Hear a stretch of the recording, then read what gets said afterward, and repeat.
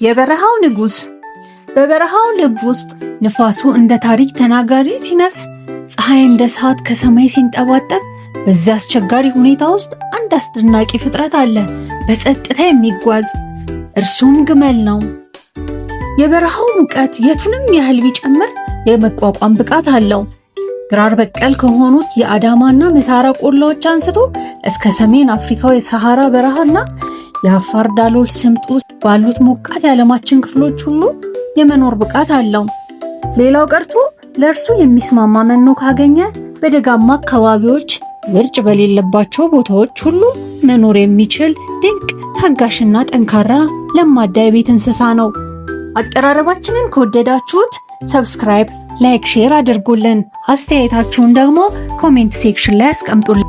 ሰዎች ከጥንት ጀምሮ የበረሃው መርከብ ብለው ይጠሩታል። ምክንያቱም በበረሃው አሸዋ ላይ እንደ መርከብ በቀላሉ ይንቀሳቀሳል። ይህ ስም የተሰጠው በእውነቱ ከፍተኛና ትዕግስት ችሎታ ያለው እንስሳ በመሆኑ ነው። በአፈጣጠሩ ግመል እጅግ የሚያስደንቅ ነው። የጀርባ አጥንቱ ቀጥ ያለ ነው፣ ነገር ግን ጎባጣ ሆኖ የሚታየው ሻኛው ነው። ይህ ከፍ ያለው አካሉ ከርቀት ይታያል።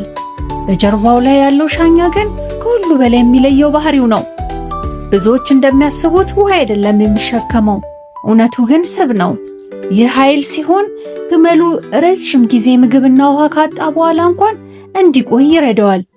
ታዲያ ይህ ችሎታ የተሰጠው ለእርሱ ብቻ ነው። ሻኛ ያላቸው ሌሎች እንስሳት በሙሉ ሻኛቸውን እያቀለጡ እንደ ምግብ ሊጠቀሙት አይችሉም። ግመል ብቻ ነው ይህንን ማድረግ የሚችለው። ከፍ ያለው አካሉ ከባድ ሸክምን በቀላሉ የሚሸከም ጠንካራና ፈርጣማ ጀርባ ነው። እግሮቹ ረጅምና ሰፊ ሲሆኑ በአሸዋ ላይ እንዳይወድቅ ያደርጉታል። እንደ ተፈጥሮ የተሰጠ ጫማ ነው የሚመስለው። አይኖቹ በሁለት ደረጃ ያሉ ሽፋኖች የተከበቡ ሲሆን ከንፋስና ከአሸዋ ይጠብቁታል። በከፍተኛ ንፋስ ጊዜ አፍንጫውን ሊዘጋም ይችላል። ይህ አሸዋ እንዳይገባ የሚያደርግ ተፈጥሯዊ መከላከያው ነው። ከዚህ በላይ የሰውነት ሙቀት በቀንና በሌሊት መለዋወጥ ይችላል። ስለዚህ በቀን ሙቀትን ይቋቋማል፣ በሌሊት ደግሞ ቅዝቃዜን መቋቋም ይችላል። በባህሪው ግመል የትዕግስትና የጽናት ምሳሌ ነው። ረጅም ጉዞን ያለ ችግር ይቋቋማል። ከባድ ሸክምን ይሸከማል።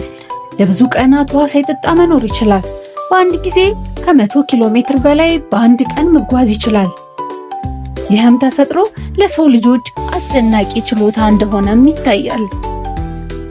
ከሰው ጋር ያለው ግንኙነት እጅግ የተረጋጋ ነው። ለሺዎች ዓመታት ሰዎችን በጉዞ ረድቷል። ለንግድ በእጅጉ አግዟል። በረሃዎችን እንኳን ወደ ሕይወት አቅርቧል።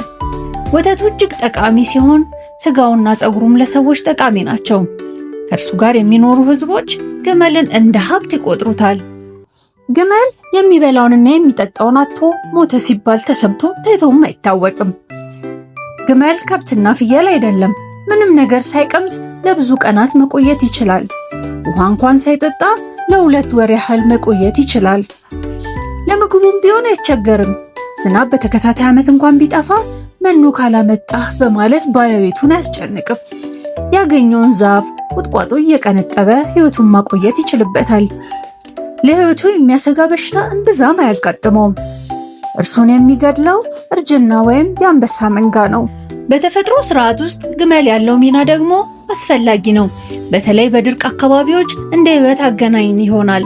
ሰዎችንና ሌሎች እንስሳትን ወደ ውሃ ምንጮች ይመራል። የሚበላውም ተክል ሌሎች እንስሳት የማይበሉትን እንኳን ያካትታል። በመጨረሻም ከግመል የምንማረው ትልቅ ትምህርት አለ። በከባድ ሁኔታዎች ውስጥ መጽናት፣ ራስን መቆጣጠር፣ ትንሽ ነገርን በጥበብ መጠቀም እና ጉዞን በጸጥታ መቀጠል። እንደ ግመል እኛም ሕይወታችንን ረጅም ጉዞ ላይ በትዕግስትና በጽናት እንደምንደርስ አስበን መጓዝ እንችላለን። ስለተከታተሉን እናመሰግናለን። አስተያየታችሁና ድጋፋችሁ አይለየን።